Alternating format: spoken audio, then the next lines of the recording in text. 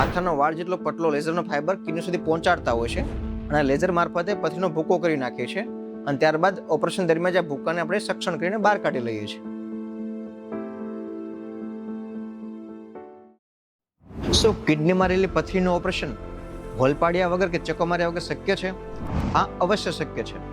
મિત્રો, મારું નામ છે doctor Sagar Katudiya, consultant urologist at Vivanta the kidney and surgical hospital, Uttarayan, Surat.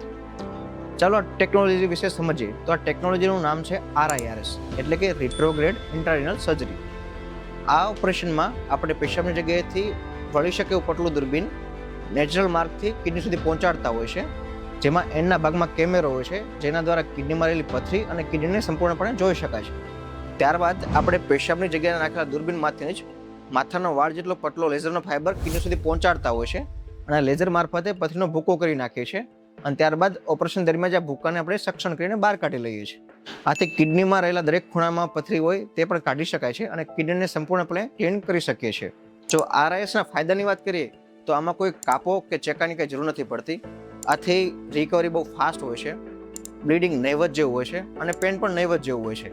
દર્દીને એક જ દિવસમાં ડિસ્ચાર્જ કરી શકાય છે અને બીજે દિવસથી બધું કામ કરી શકે છે. ઘણા લોકોના મગજમાં ગેરમાન્યતા હોય છે કે કિડનીમાં પથરી છે તો મોટો ચેકો આવશે કે મોટો હોલ આવશે અને એ ઓપરેશન કરાવશો તો બ્લીડિંગ થશે, હોસ્પિટલમાં રોકાવાની જરૂર પડશે અને આરામ પણ કરવો પડશે. પરંતુ ટેકનોલોજીના યુગમાં જ્યારે RIRS જેવી ટેકનોલોજી આવી ગઈ છે ત્યારે આ બધી જૂની પદ્ધતિઓનો કોઈ મતલબ નથી. આથી જો તમને કે તમારા ફેમિલીમાં કે કોઈ મિત્ર મંડળમાં કોઈને પણ પથરી હોય અને જો પથરીના ઓપરેશનથી ડરતા હોય તો એમને ડરવાની જરૂર બિલકુલ નથી. કારણ કે આ આધુનિક યુગમાં જ્યારે RIRS જેવી મિનિમલ ઇન્વેઝિવ ટેકનિક છે ત્યારે સર્જરી ટોટલ પીડા રહી છે.